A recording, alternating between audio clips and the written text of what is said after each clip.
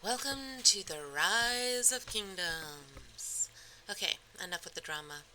So, this video is just going to be dedicated on the idea of why are you playing this game?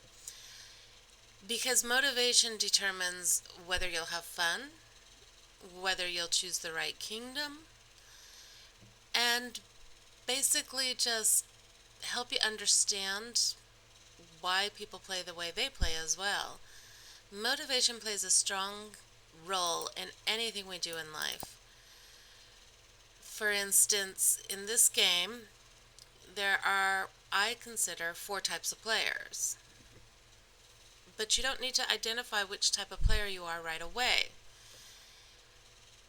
What you should know, though, is those four different players have at least four different intentions and motivations for playing the game, and some of them will likely make it so that you will have a miserable game or try to push you out of the game because you get in the way of them achieving their motivation. So I say there's four types of players. One would be considered player versus environment because each of these cities has a person behind it, but yet there are a lot of computer avatars in the game as well. Each of these axes represent a barbarian troop, and each of the funny looking downward, where would one be? Arrows represents one of their forts. And then there are barbarian keeps and other areas where the barbarians hide out in larger numbers. Marauders come from time to time in the game. But all of these are computer generated avatars. And when you attack them, you're not attacking a person or something that belongs to a person. So if I send out my troops from my camp, and I'm just going to do it willy-nilly here, whatever comes up. The computer recommends what they think is the strongest for whatever you're doing. I'm just attacking an avatar to get points. Each one of these represents a single troop attacking a group of barbarians. So I'll get my report when it's done telling me that I've won or been defeated or whatever. Again, this is all computer, so this is called environment or player versus environment. These don't affect any other person in the game. They just make you stronger because you get rewards for conquering them. When you go after the forts, you have to do it as a rally, so you do it with your friends, or if you've got two cities, you can just do it with your two cities. I've done that before when there's no one online. So that is called player versus environment. Now, you can also attack these together with your friends too, by the way. So you can have 6 troops attacking this one great gang of barbarians. And I can just go over here and send them to attack another one. So, player versus environment is typically how you're supposed to start this game. Actually, it is how you're supposed to start the game because it's called Rise of Kingdoms. And in the beginning of the real kingdoms that each of these kingdoms is supposed to represent, there were no kingdoms existing before, and the main concern they had was with the marauders, the barbarians that would come in. In fact, when you do your intro to your city, that's what you start off doing, fighting barbarians. Now you end up having neighbors around, and each of these neighbors is another player. It's a person behind that city.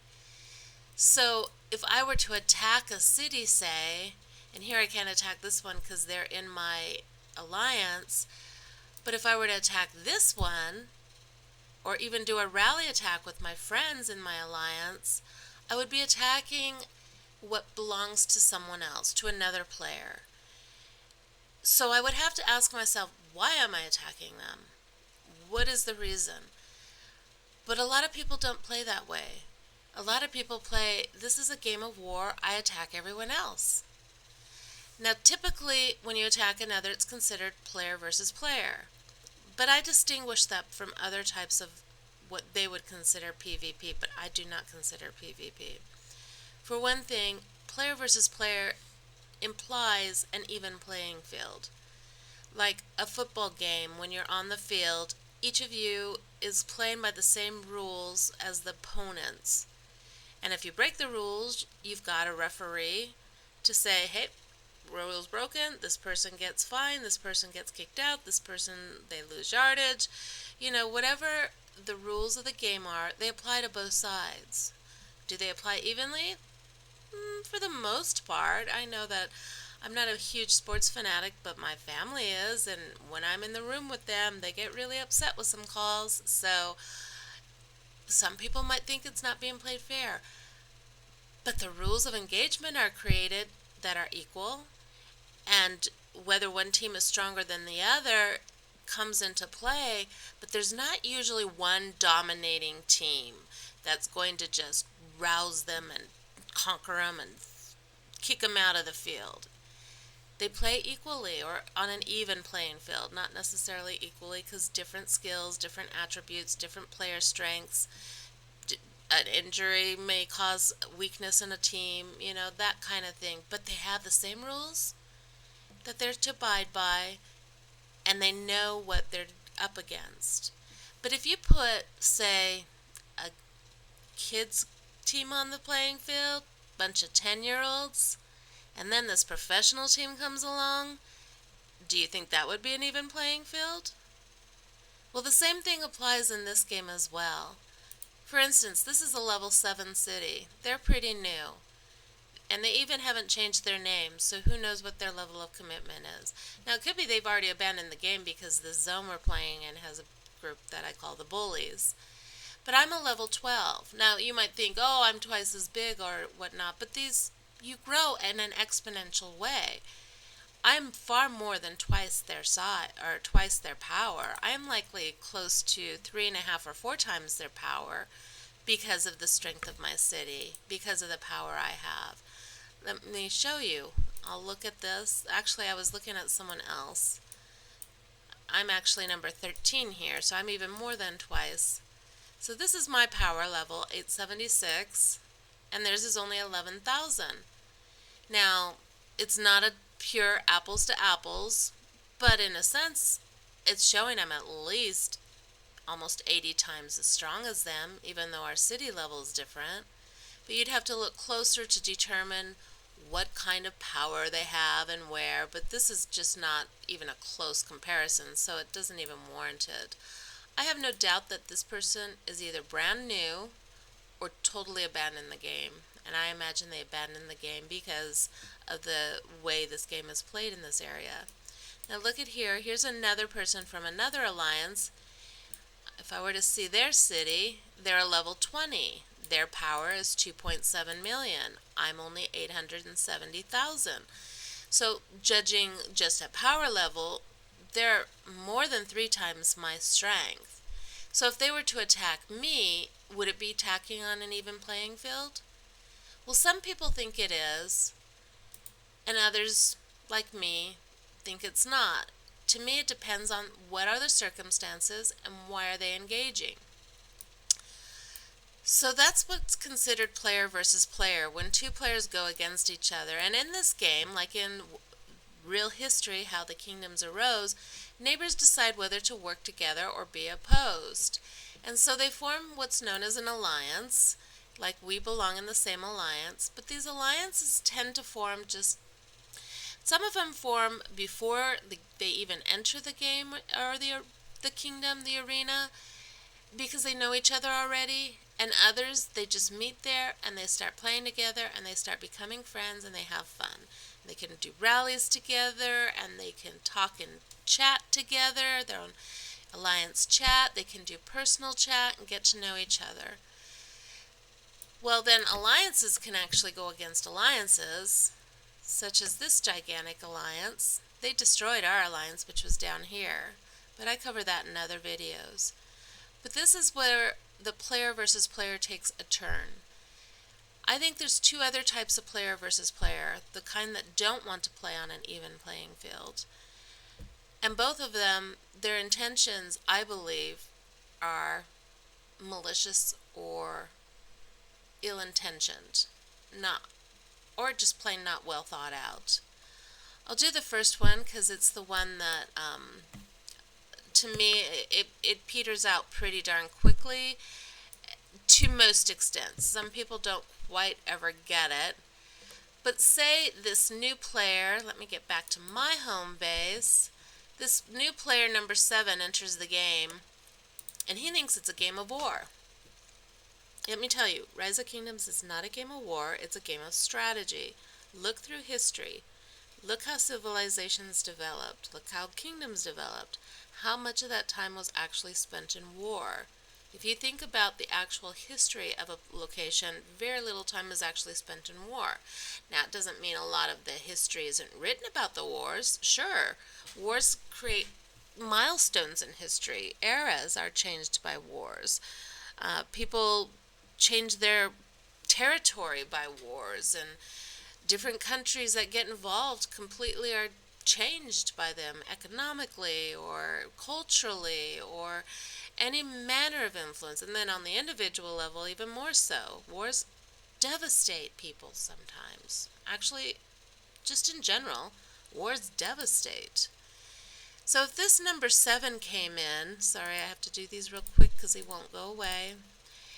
If this number 7 came into the game and he thinks it's a game of war and just starts attacking his neighbor, he's not playing smart. And people do enter the game playing like that. He might just come over and say, attack number 11 over here, or this level 11 city over here, or this a level 13, thinking, well, it's a game of war and I'm supposed to go after the other players. Those I'm going to call warmongers, but I don't think it's the right name yet. Oh no, I won't call them that. I'll call them teacup poodles. That's what I'll call them. Why would I call them teacup poodles? Well, if you've ever been around a little dog, they're the ones that bark the most, that nip the most, and sometimes bite the most. Why? Because they're small in size, and they think they can scare others away by their bark, or by their nipping, or by their behavior. So they are the kind of people who enter this game and just start attacking anyone and thinking that's what this game is about. And they aren't the smartest players. In the beginning, like I said, they're fairly common. Later, they're still around, though. Like, sometimes players don't understand the size of what they're going up against. Like, say, let's look at this number 11. Say number 11, he was new to the game and had only been playing a few weeks. What if he thought, well, we can go after them because they're not over here? But he doesn't realize, well, if they're out gathering and they're not in their city, that doesn't mean they're not strong. Look at their size. Look at the way they work together. These people must have got beat by barbarians, these lobos that are running back that way. He probably didn't. He probably was going one troop after the other, and, well, wait a second. They're not even going to the same place. Huh. Well, that would be my impression, but I don't know for sure. I know that I send hunters out for barbarians, and they'll go one after the other, because that's the way I send them out, and then I don't bring them in until they start getting trounced. So that might be what happened, but that's why they had those little sad faces. They'd gotten beaten in whatever game they were playing, whether it was against these level 15s or whether it was something altogether different. It's still interesting, though, that he would be all the way over there.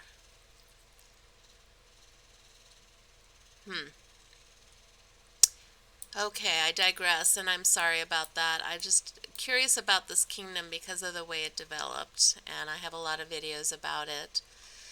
And then the last category, and they are actually what I'm coming to realize the dominant category in most of the kingdoms. Pretty much all of the kingdoms, but whether they gain ground or not depends on how well coordinated they are. And they are called the bullies. These are ones that have cities so big that they go after the cities so small. So see, this guy is 2.8 million in power. What if he were to go after, my city's not what I would consider one that you would go after as bullies. Oh, they're going after guardians over here. You get a lot of XP, which is experience for your commanders, which builds them up in strength. And this city's really too small, but it's not outside of the purview of what bullies would go after. So I have several videos about going after, or about bullies going after other cities, so you can get examples. But we'll just say this city was, say, 280,000 in power instead of instead of this 11,000. What if he were to go after this city that was, according to power size, 1/10 of his size? What would be his motivation for doing it? The bullies have many, many motivations that they'll use to justify their behavior, but they're definitely not playing on an even playing field. In this kingdom, this has become an alliance of bullies, and their goal is to turn every small alliance into one of their KWs. I call them their slave colonies. They call them academies. They're not teaching them anything. The way they describe them, they had no intention. So they've turned this into I think this one they may have actually created. This one, I'm not sure if they created. But this one, they dominated a smaller, and they turned them into a slave colony. Same with this one. They dominated this one. Actually, they dominated one over here, I believe. No, I think it was here. They're going to dominate this one next. So this one's going to be pinched in between their main alliance and this one. And so this one will be told to go after this one, and they will help them go after it. So look at the size of this alliance. Now, alliance is a group of players, and usually they've become cohesive team after a while. So this would be like, say, a team of children. And I'm not saying it's all children playing, although there are a lot of children playing this game, but I'm talking about kind of the analogy I had before. Say a professional football team comes on the field where a bunch of 10-year-olds are playing football. They're playing their way for fun. They don't necessarily have rules, but this professional team comes along and they're like, these are the rules of engagement. You're going to be playing against us. We're going to trounce you, kick you off your field, and you're going to go elsewhere. Basically, just go away kind of thing. And that's how these gangs of bullies work, and that's what they end up being, our gangs. So this is a 20 million strong alliance. And the alliance over here, the Slave Colony Alliance, which wasn't one before, and I was actually surprised he gave in because of the conversations I had with the leader. This did not say this before a couple days ago, but it's now a member of the KW Academy, and we are allied with them. Cooperate in this alliance and you will progress. This says a lot. You may not understand how much that says, but it says a lot. And I share about how they tried to get my alliance to become one of their slave colonies. So they're not much stronger, 28 million, right? So if they were to fight equally with this other alliance, there'd be some back and forth of burning of flags and eventually maybe a truce, maybe we become friends. But now that they're a slave colony, they don't have a choice. If they go after this, they have to trounce them. And if they don't have enough power to trounce them, they're going to get help from their master alliance, their masters, who are 169 million in strength. And maybe someone else from one of the other slave alliances. I don't know that dynamic. They had promised me a huge amount of kingdom, trying to, well, we'll just see. You can watch my videos about the rise of 2828. This is the kingdom 2828. There were two small alliances over here. Actually, there was another one before that. They went after them sort of after they went after us, then they went after the one down here, then there were two up here. It could be that the other one changed its name, but it didn't look like it when I looked at them. They were kind of fighting, and now when I next look, they're combined in one slave academy. So sadly, they were domination of the zone is what they wanted, and they're getting it gradually. But that is the motivation of the bullies, is just to dominate whether it's for themselves or part of their gang alliance. What ultimately might be their motivation is to get to kingdom versus kingdom, which is the end goal of most people who play this game. And this is why I say you need to consider your motivation. Some people are just happy playing player versus environment, getting in an alliance with friends, and playing with their friends. I definitely felt that way, although I don't know how long I would have continued playing. When it starts to consume me, I would probably have just started playing a few times a day for a few minutes, here and there, maybe coordinate times to play with them, that kind of thing. But I got caught up into the bully culture, and since I fought bullies all my life, I wanted to start working with that and sharing people this is what's happening, and things started happening on the other side too. Some of the so-called bullies were realizing what they were doing. Because a lot of people enter the meta world thinking they can be anything they want here and it won't affect them in their real life. And I'm here to tell you, any action you take in your life affects you, no matter how small. It's just a matter of what is your motivation, what is your intention, and whether you even address that. If your motivation is to be nasty to other players in this game, then I am certain in the real world you have that mentality as well.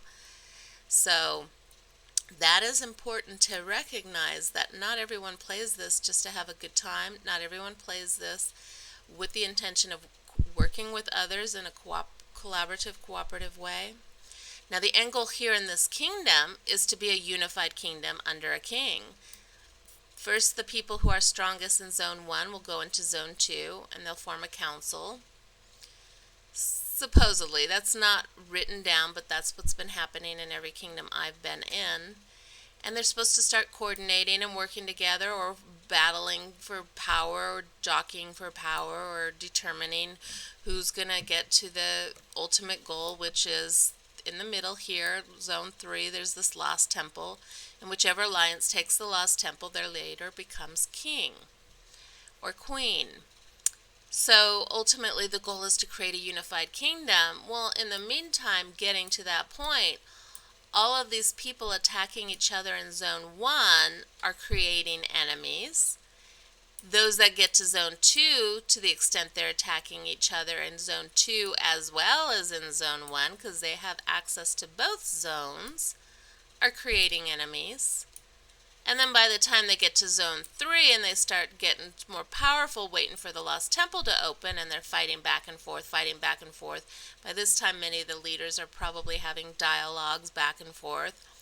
Here they're making enemies too. So how unified, how strong can the kingdom be if by the time they get to the lost temple and the actual king role, there's no unified sense of vision, there's no unified sense of we're here together to fight together. My first kingdom was a kingdom of bullies. I call it that, the kingdom of bullies.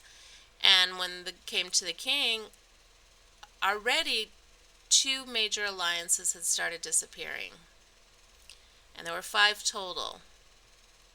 And then after the king role, 2 others vacated the kingdom. So the kingdom went from being one of the strongest 2 in the region, because we're all in regions of 8 until we get to the later phases of kingdom versus kingdom. 2 of the strongest, we were one of them. This is not the kingdom here. This is my new one here. But by the time a week or 2 into his kingship had left, they were no longer in the top 2. Too many had left. Too many of the powerful players had left because they couldn't unify under that king. They just couldn't. And I cover that in my playlist, Kingdom of the Bullies. So the motivation for some is they want to be a king, or they want to be in the king's court, or they want to be in Zone 2 and be able to fight in the kingdom versus kingdom. But others might be happy being in Zone 1, but if it's a kingdom of bullies, like what I experienced, it's not a fun experience. It's kind of like being the serfs during the Dark Ages, where you had to work and you had no choice what you could do, and they'd come after you whenever they chose and all of that. I cover that a lot in the Kingdom of the Bullies. I will cover that a lot in the Kingdom of the Bullies playlist. So some have the motivation, and they even put it in alliance descriptions often, of kingdom versus kingdom or lost kingdom. Our goal is to get to be able to fight in the final battles. So if that's your motivation, then you're likely, if you are in a kingdom overrun by these alliances of bullies, these gangs, you're going to have to join one of them and decide how much of yourself are you going to be willing to compromise to be part of that affiliation. Some will say, I don't do it, so I'm not part of it, and I'm not causing it, and I'm trying to stop it with my words and telling them let's not do that. But just by affiliation, guilt by association, you're already, if you're wearing a banner of one of those that have the reputation of being a gang, you are a gangster. It's just like that in life too. Who you associate with determines a lot of how people see you. In some senses, it creates what is known as scandal, which in the Christian world is something different than what it is in the real world. Similar in meaning, but different connotation for what it means for the soul. So there are bullies around in all of these games. There are teacup puppies in all of these games, but there are also a lot of people who want to play player versus player where it's equal footing. And in what I see is how the game should develop for everyone is player versus environment. Develop your friendships, your bonds, build along each other, and then start having duels.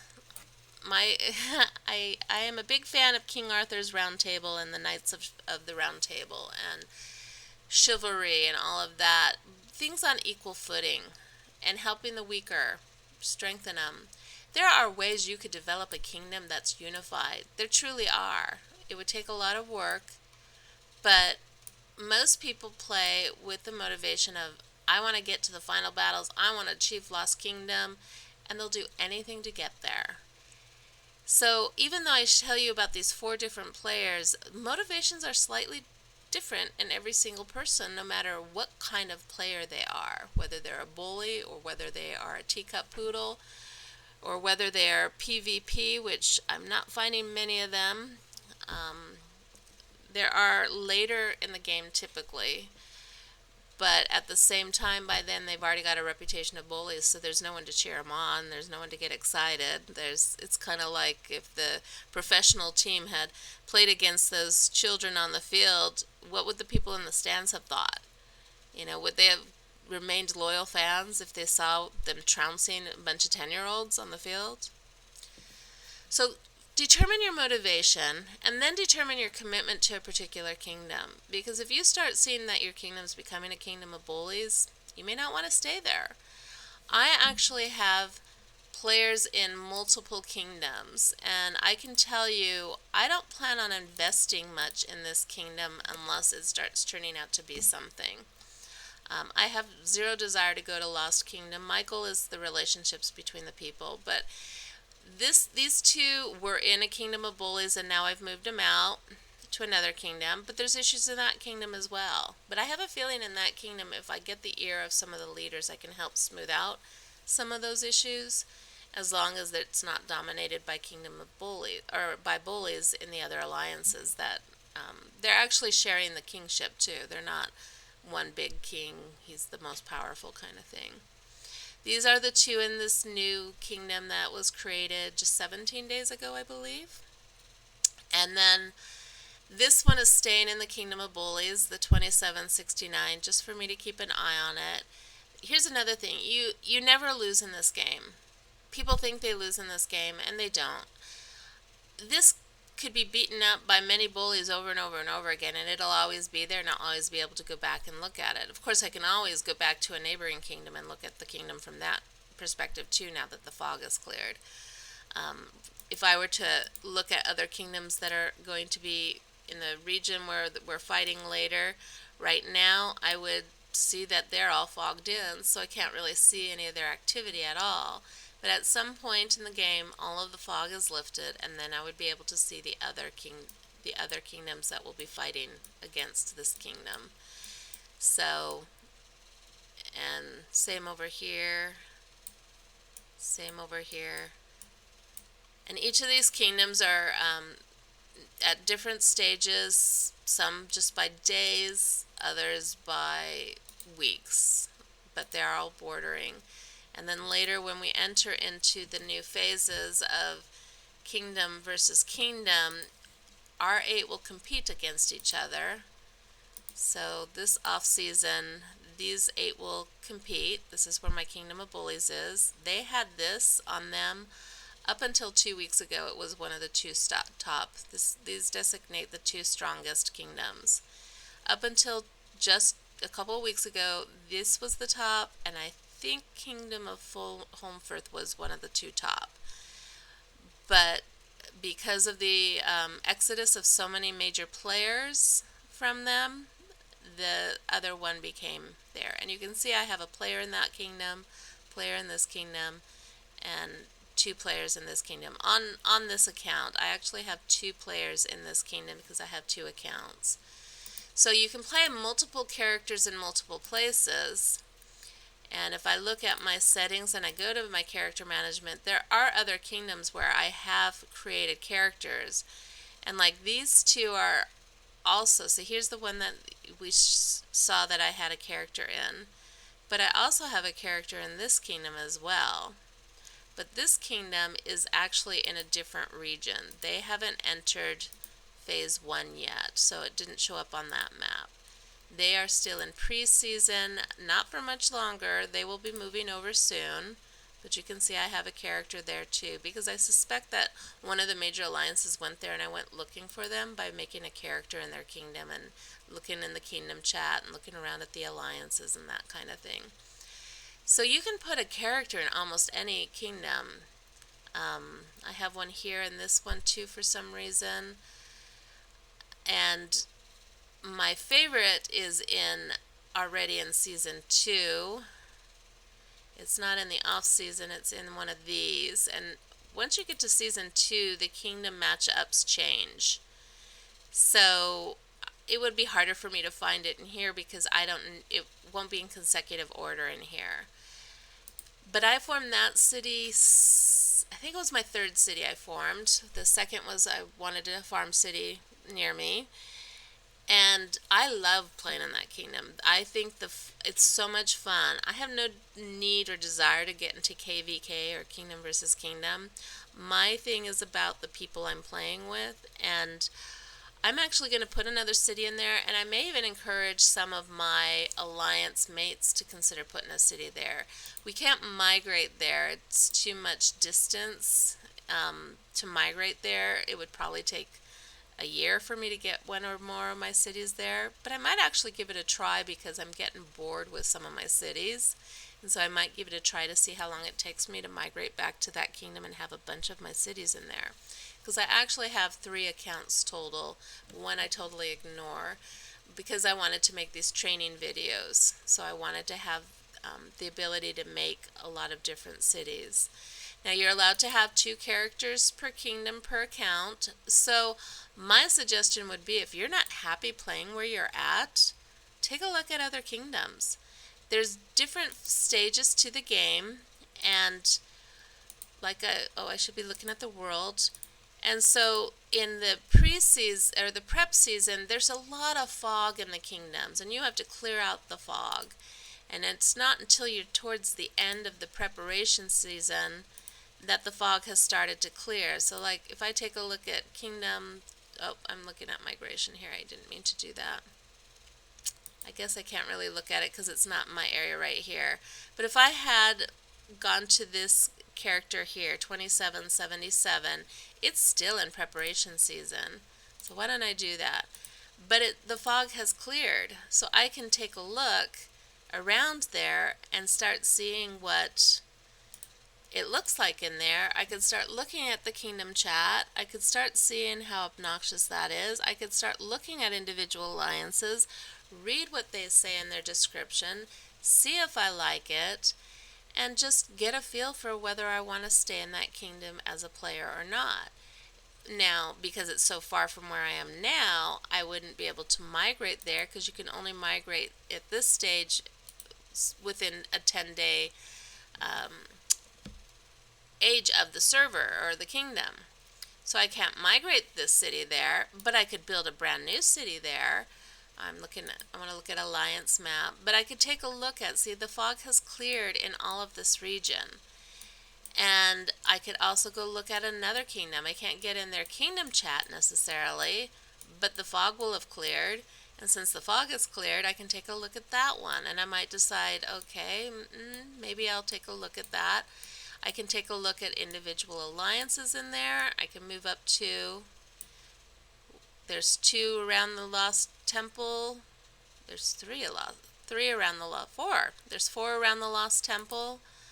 I could think, well, maybe they have a king, but maybe they rotate it. I don't know. Maybe I'll put a city in there, test it out, see what it's like.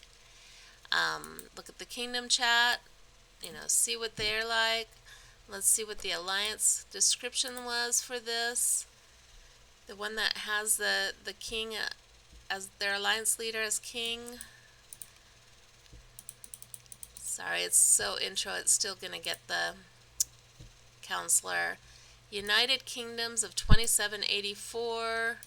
Always more odd-winged, whatever that means.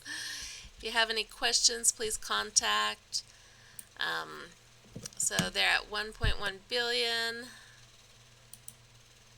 You can take a look at the player strength a little bit.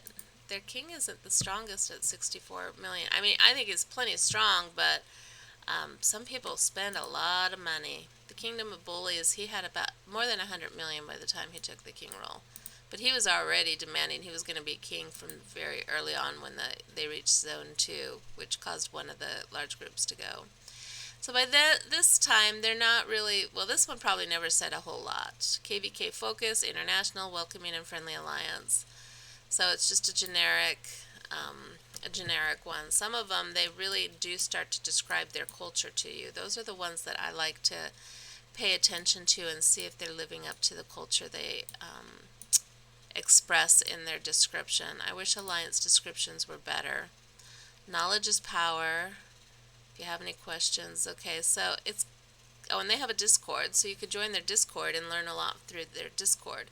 They're only 31 million strong, so they've changed a lot of their leadership in their alliance to make it that weak, to be in here and be that weak. But they look like they could be just a farming alliance for this one, to be honest, because they're so small. So this one's the bigger one that is next to the Lost Kingdom. Yeah, 870 million.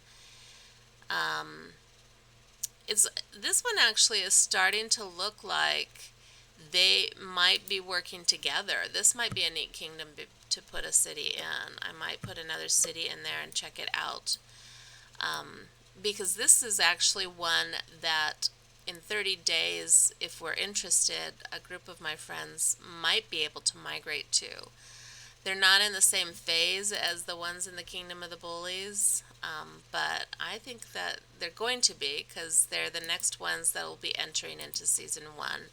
They'll be in the off-season list. And so, depending on what the rules are, because our cities are small, they're not too high or too big, because the bigger cities are the ones that have the hardest issues with migration because of the rules. They don't want any dominating force. Not that it doesn't not happen.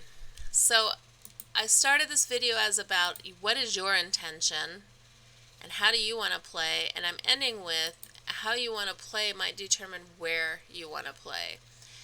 If you just started in the game, you probably started in one of the very, very, very earliest kingdoms.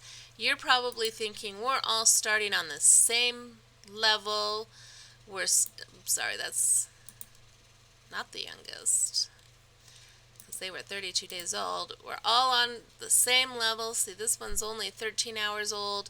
You might think we're all on the same level and everyone is going to be competing at the same level. No, you're not. The way they do it, the bullies, they use something called jumping. They jump in large numbers. They use Discord to coordinate.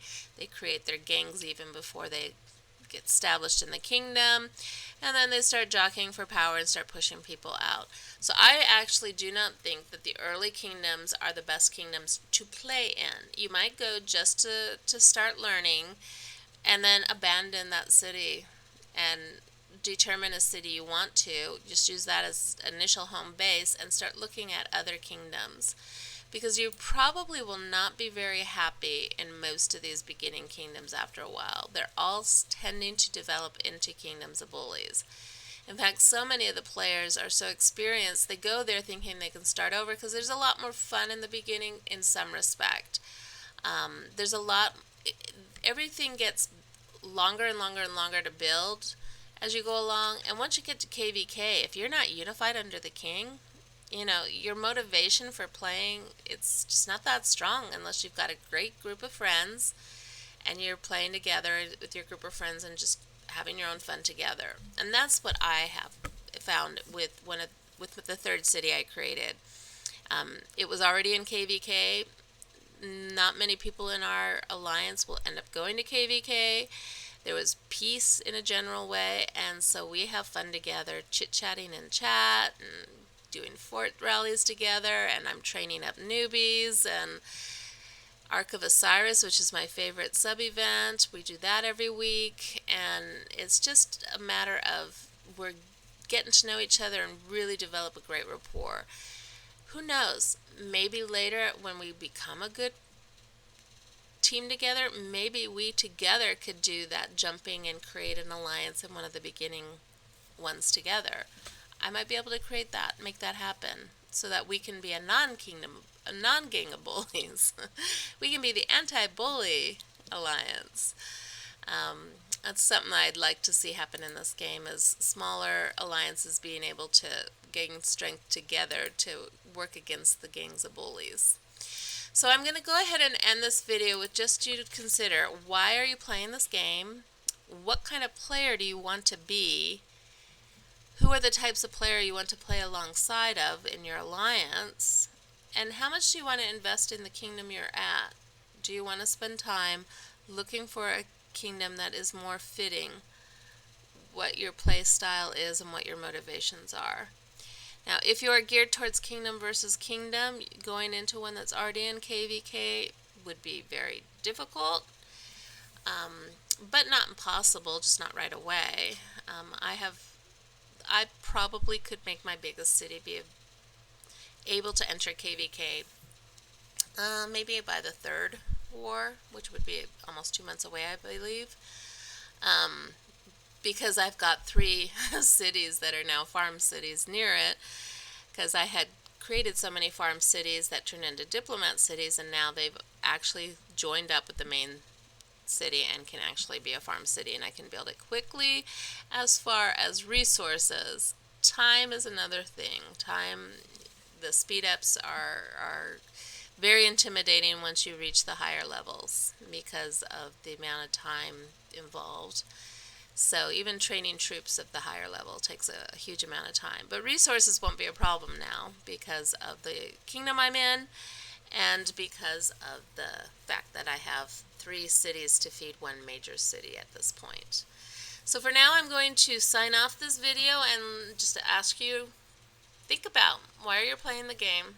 I think this game is amazing, absolutely amazing, but I also think it's very incredibly frustrating seeing how the bullies have overtaken the game, because they all think it's a game of war and they're not playing for developing personal skills, which is why I'm trying to make some videos to help with thinking that through. This may not be the game if you find there's too many bullies. Some people can't handle being around a lot of bullies. So think about your motivation and play well, and I wish you all Godspeed, and signing off.